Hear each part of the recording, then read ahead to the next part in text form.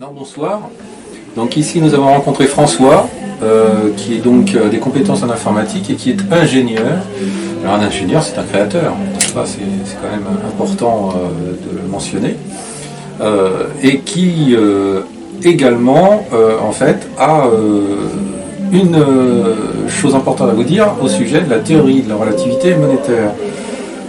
Est-ce que tu peux nous expliciter ce que c'est que cette TRM, comme tu la dénommes, qui relate les 4 libertés fondamentales de l'économie?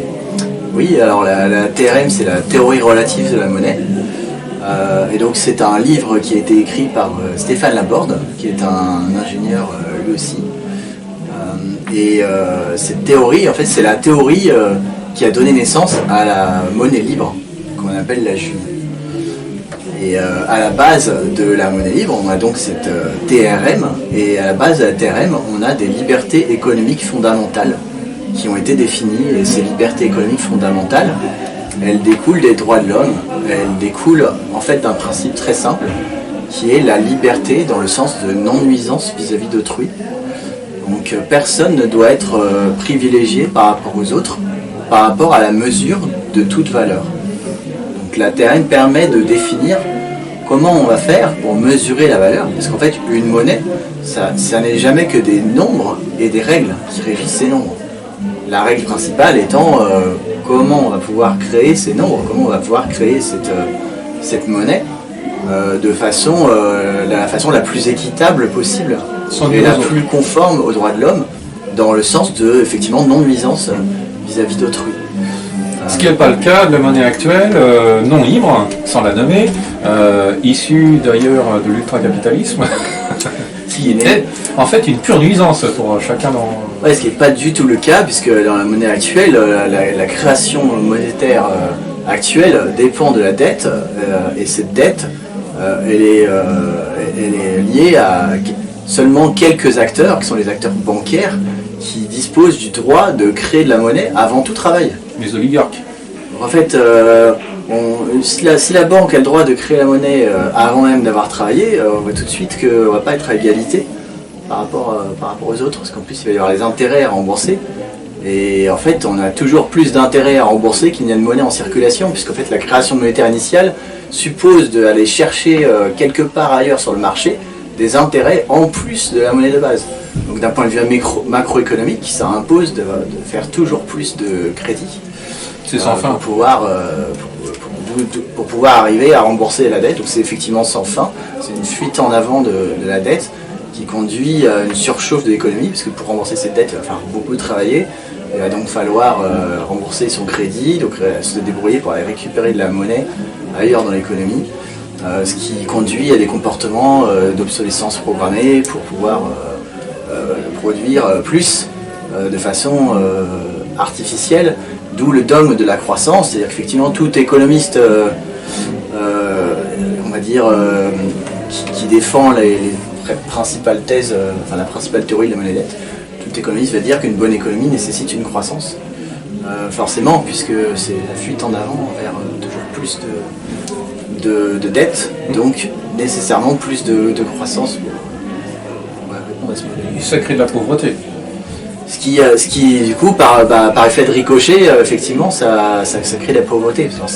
C'est pas ça qui va directement créer la pauvreté, mais effectivement, quand on voit que la masse monétaire de la zone euro elle est passée de 5 000 milliards en 2000 à 15 000 milliards en 2020, la masse monétaire a fait x3 en 20 ans.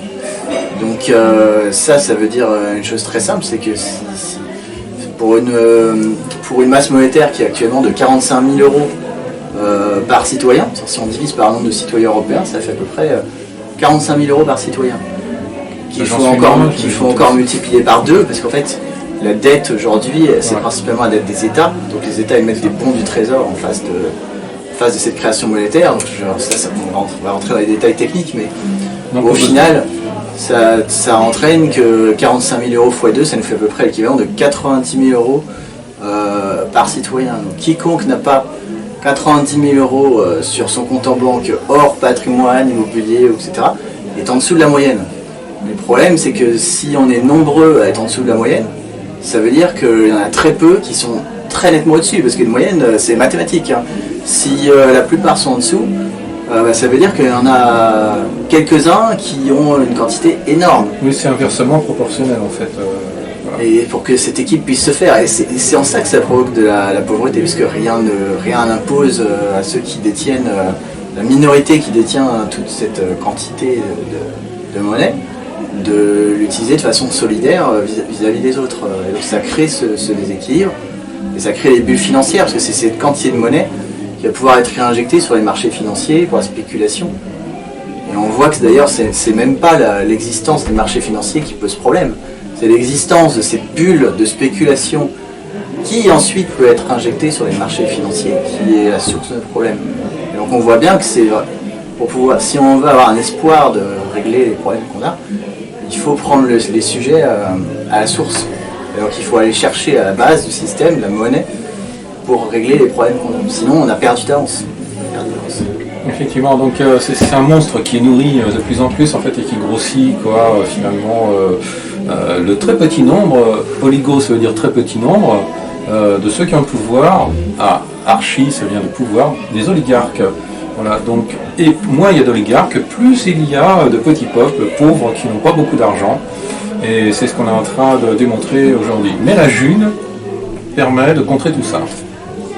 Exactement, parce que grâce à la June, qui est la première monnaie libre au monde, à ma connaissance, qui est basée sur la théorie relative de la monnaie, garantit que chacun est soumis aux mêmes règles de création monétaire que les autres. Donc chacun va co-créer une part identique de monnaie dans l'espace et dans le temps, donc avec ce qu'on appelle un dividende universel.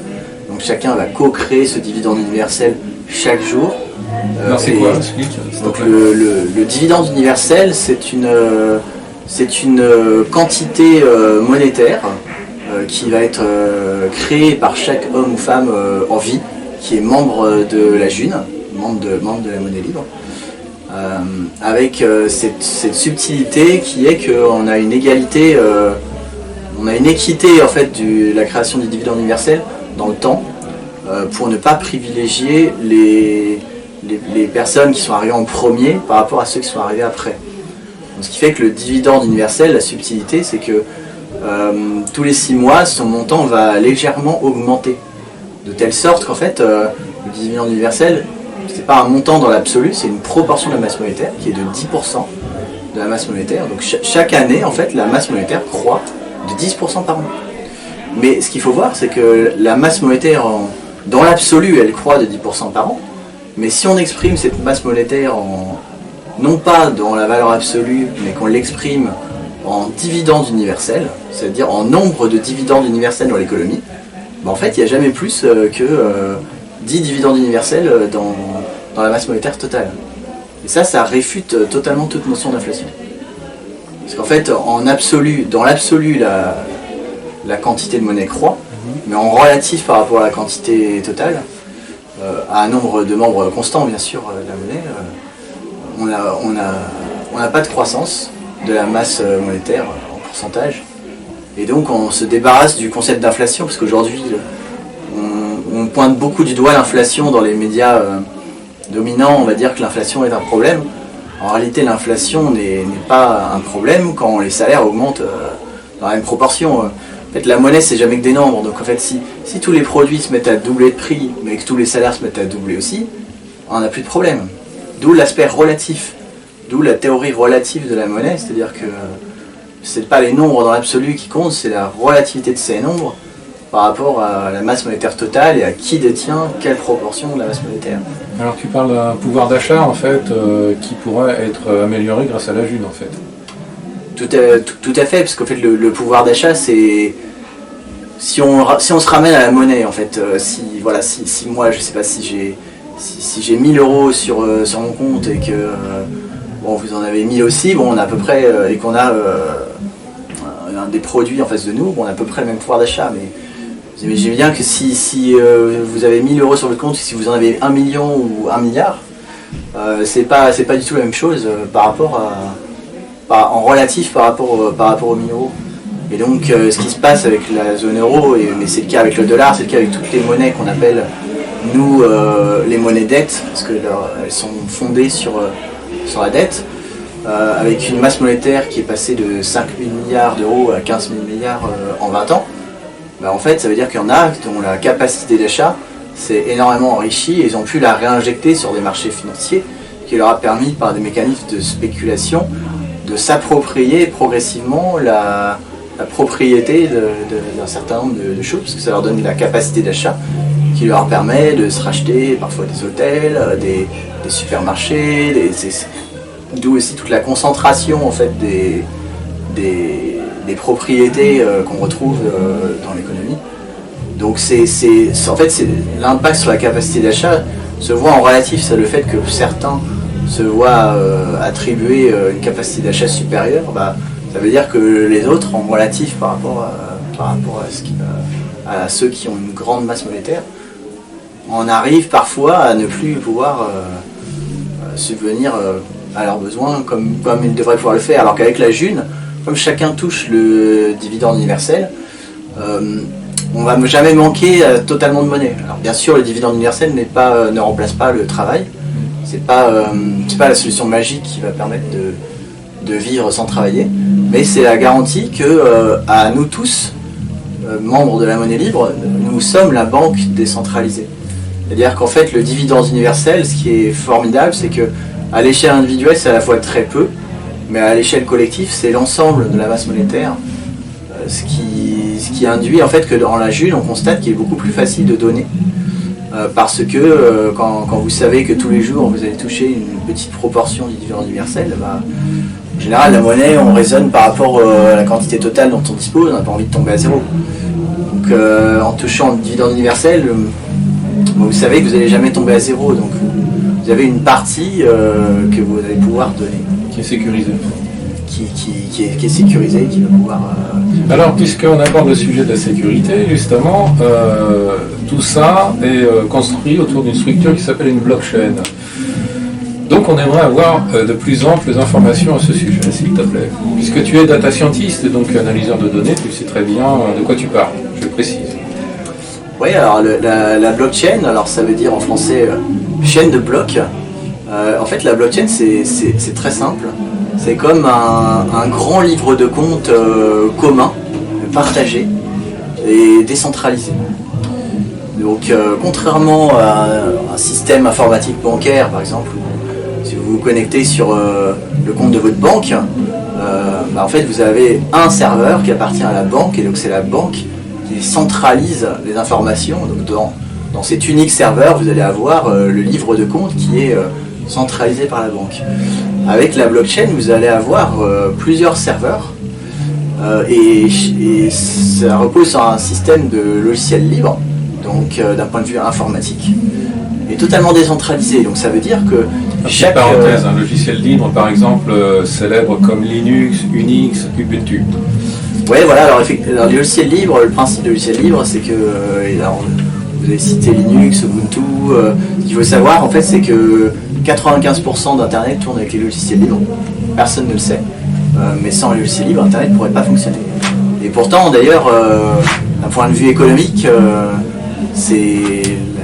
l'ordre de grandeur n'est pas tout à fait la même, parce que ceux qui créent le logiciel libre, la plupart du temps,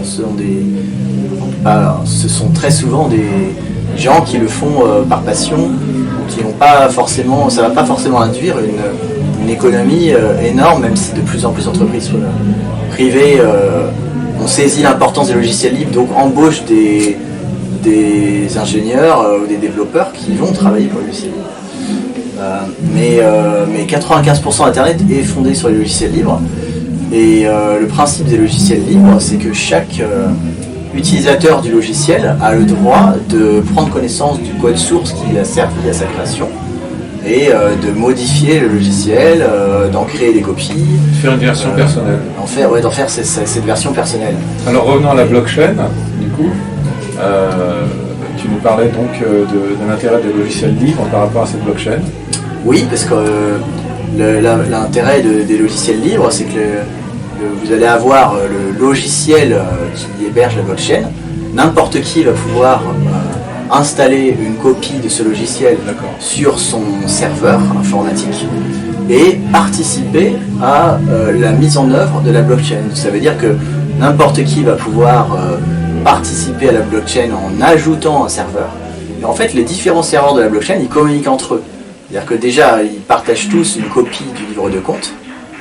Donc à chaque fois que quelqu'un va faire une transaction dans la monnaie, donc dans la June par exemple, qui est basée sur une blockchain, cette transaction va être répliquée au sein de tous les serveurs de la blockchain. Et donc les serveurs vont se contrôler entre eux. C'est-à-dire qu'il ne va pas y avoir de serveur maître qui va être, contrairement à la banque, où vous ne dépendez pas d'un serveur maître qui va être le chef et qui va pouvoir changer les règles comme il veut, ou qui va pouvoir modifier le système comme il veut. Là, en fait, tous les serveurs sont en égalité.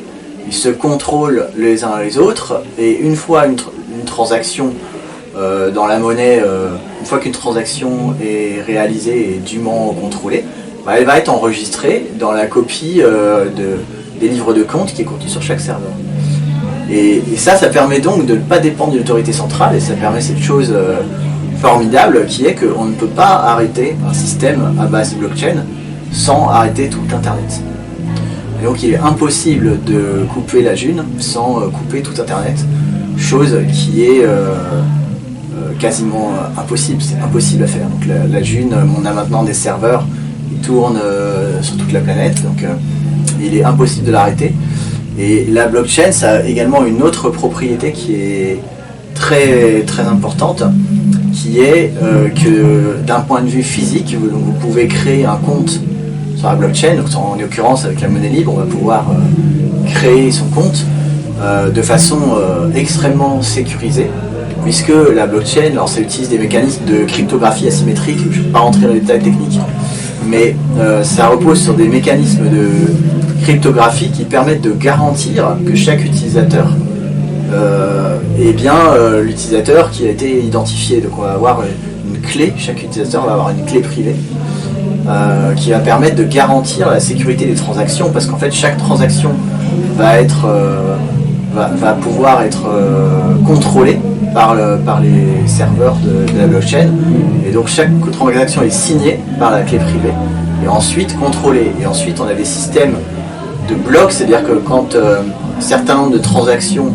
vont être finalisées, ça va aboutir à la création de ce qu'on appelle un bloc étant un ensemble de transactions. Et les blocs, d'un point de vue technique, ils sont chaînés les uns aux autres, c'est-à-dire que chaque bloc contient la référence technique du bloc précédent. Et tout ça, ça repose sur les mécanismes de cryptographie asymétrique qui font en sorte qu'au final, une fois que cette chaîne de blocs est établie, il est quasiment impossible de pouvoir la modifier. C'est-à-dire que si l'un des serveurs souhaite frauder et modifier un bloc, techniquement il ne va pas pouvoir le faire sans être obligé d'avoir à recalculer toute la chaîne de blocs qui suit. Donc c'est ultra sécurisé. Donc à la fois c'est très sécurisé, et ça a aussi une autre propriété qui est qu'en fait quand vous créez un compte sur un système de ce type, donc en l'occurrence c'est un compte en June, en monnaie libre, bon, on peut imaginer d'utiliser la blockchain pour de nombreuses autres applications. Mais en l'occurrence là on parle de la June. Si vous créez votre compte, il se passe que vous êtes réellement l'homme ou la femme qui détient le compte qui a été créé. Parce qu'en fait, du fait que vous disposez de votre propre clé privée, personne ne va pouvoir contester la propriété du compte, ce qui n'est pas du tout le cas d'un compte en banque. C'est-à-dire que quand on crée un compte dans une banque, on n'est pas le propriétaire du compte, on n'est que le titulaire, au point de vue légal. On est le titulaire du compte, et en tant que titulaire, on dispose d'un privilège d'accès au compte qui est accordé par la banque, qui est la propriétaire du compte. Et celui qui est propriétaire de quelque chose, c'est celui qui peut contrôler cette chose et qui a la possibilité de le créer ou de le détruire.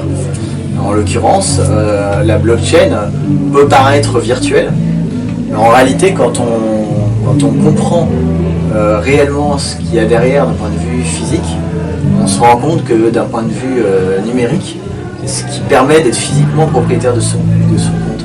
C'est l'équivalent de verrou dans votre porte d'entrée chez vous. Il n'y a aucune possibilité d'usurpation d'identité. Alors, après l'impossible n'existe pas, c'est-à-dire que la sécurité absolue n'existe jamais. Mais pour usurper l'identité, il faudrait pouvoir... là j'ai parlé de clé privée. Pour usurper l'identité, il faudrait arriver à subtiliser la clé privée de quelqu'un. Il faudrait arriver à reconstituer ces clés privées. Donc c'est vrai qu'effectivement, on a dans ce cas l'enjeu qui est qu'en fait, vous êtes responsable de vos clés. C'est-à-dire que si vous faites pirater votre compte, et c'est vrai que ça peut arriver, que si vous faites pirater votre compte et qu'on subtilise votre clé, bah, vous allez pouvoir vous faire pirater. Mais c'est vous qui êtes responsable de votre compte. Ce qui veut d'ailleurs dire que si vous oubliez votre mot de passe ou si vous perdez votre clé, personne ne va pouvoir récupérer pour vous. D'accord, donc il faut une bonne mémoire. Ou alors il y en a qui notent ça sur des plaques en métal. Ah oui, ok. C'est comme ça. Alors François, pour clore cette interview, tu penses avoir beaucoup d'espoir dans cette structure de monnaie libre, la Jules. Tu penses que c'est l'avenir?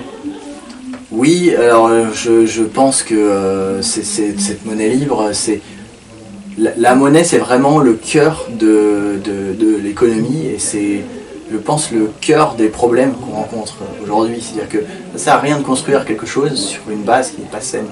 Donc pour moi, la monnaie, c'est pour moi prioritaire parce que j'ai analysé je dirais les différents problèmes. En fait, on ne peut pas construire quelque chose sur la base d'un château de cartes. Donc moi, je pars de ce principe-là.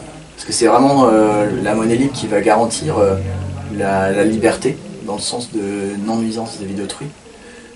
Et par la suite, après, plein de choses sont ouvertes, parce que par-dessus la monnaie, on peut mettre en place des caisses de dons, il y a plein de choses par-dessus ça qu'on va pouvoir construire, une fois qu'on se sera réapproprié notre système monétaire. Et également, dans la monnaie libre, on a aussi une autre caractéristique qui est ce que j'appelle l'identité numérique libre. Je m'explique.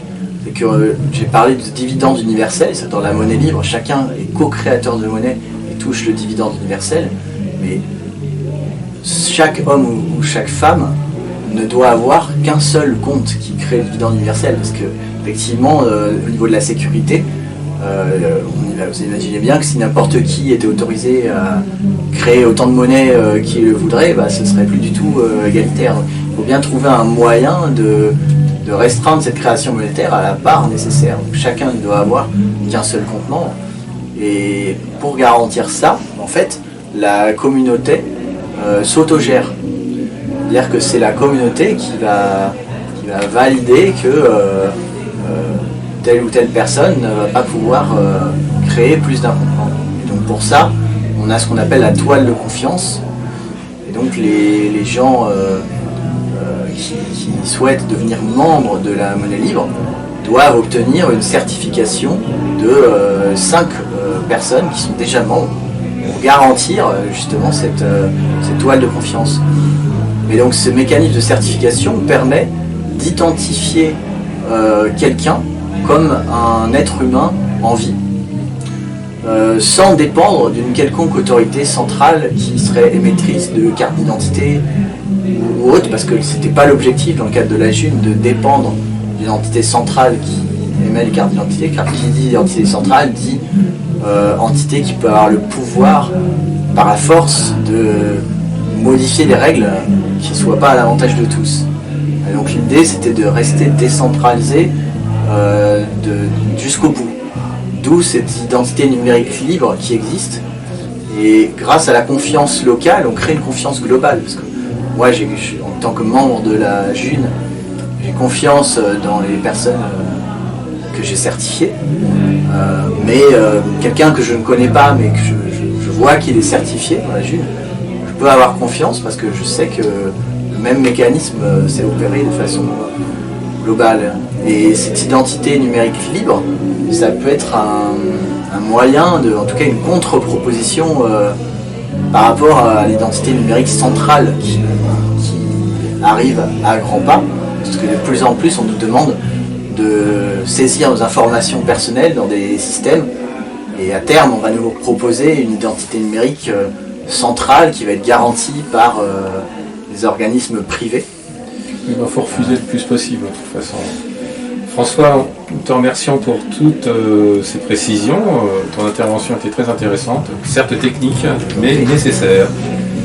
Merci à toi et bien, on souhaite bonne chance à la chute. Merci.